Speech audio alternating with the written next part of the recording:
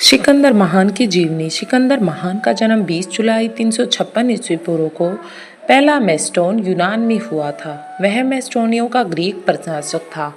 इतिहास में सिकंदर सबसे कुशल और यशस्वी सेनापति माना गया।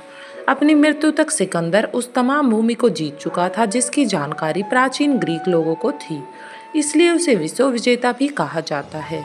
सिकंदर के पिता का नाम फिलिप द्वितीय और माता का नाम ओलंपियास था। सिकंदर ने अपने कार्यकाल में ईरान, सीरिया, मिस्र, मेसोपोटामिया, फिनिशिया, जुदेया, गाजा, बैक्टीरिया और भारत में पंजाब तक के प्रदेशों पर विजय हासिल की थी। सिकंदर ने सबसे पहले ग्रीक राज्यों को जीता और फिर एशिया, म्यांमार, आधुनिक तुर्की की तरफ बढ़ा। उस क्षेत्र पर उस समय पार्स का शासन था।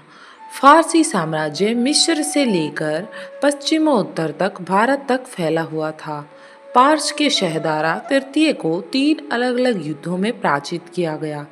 हालांकि इसकी तथाकथित विश्व विजय पारस विजय से अधिक नहीं थी। उसे शाहदारा के अलावा अन्य स्थानीय प्रोतापाले से भी युद्ध करना पड़ा था। मिस्र, बैक्ट्रिया तथा आधुनिक तजाकिस्तान में स्थानीय प्रतिरोध का सामना करना पड़ता था। भारत में सिकंदर का पुरु से युद्ध हुआ, जिसमें पुरु की हार हुई। भारत पर सिकंदर के आक्रमण के समय चाणक्य तक्षशिला में अध्यापक थे।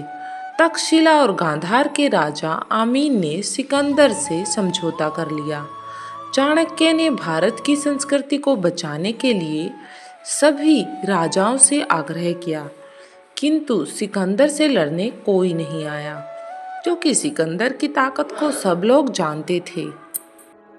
पुरु ने सिकंदर से युद्ध किया था, किंतु हार गया। मगध के राजा महापद्मानंद ने चाणक्य का साथ देने से मना कर दिया और चाणक्य का अपमान भी कर दिया, जिससे कि चाणक्य ने चंद्रगुप्त को साथ लेकर एक नए साम्राज्य की स्थापना करने के बारे में सोचा।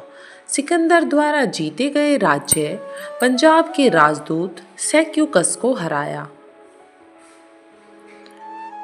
सिकंदर ने आक्रमण के समय सिंधु नदी घाटी के निचले भाग में विश्वी गण के पड़ोस में रहने वाले एक गण का नाम आगुल रसाई था। सिकंदर जब सिंधु नदी के मार्ग से भारत में वापस लौट रहा था तो इस घर के लोगों से उसका मुकाबला हुआ।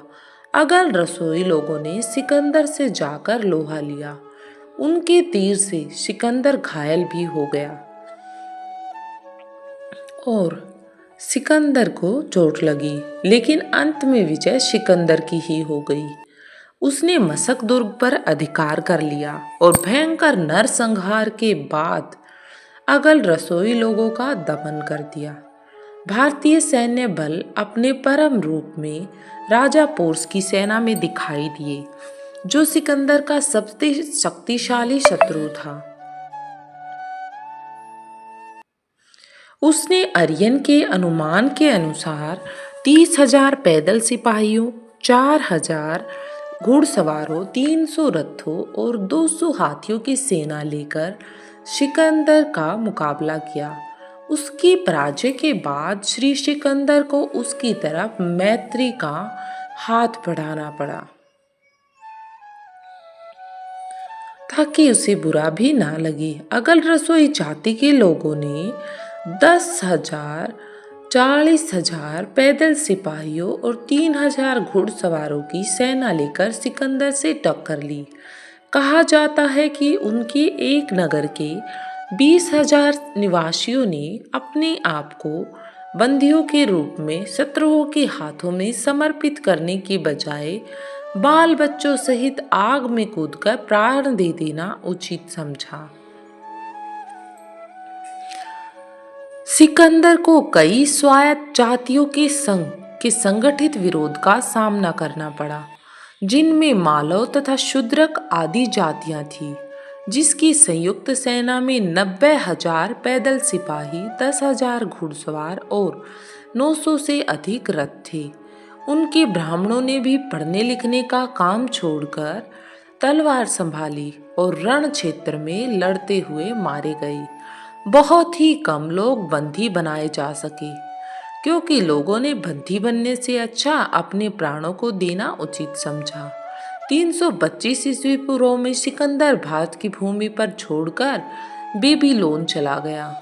33 साल की उम्र में बेबीलोन में उसकी मृत्यु हो गई। सिकंदर इतिहास में अलेक्जेंडर थर्ड और अलेक्जेंडर द ग्रेट और अलेक्जेंडर द ग्रेट एम्पायर के नाम से भी जाना जाता है। ये थे महान सिकंदर की भूमिका।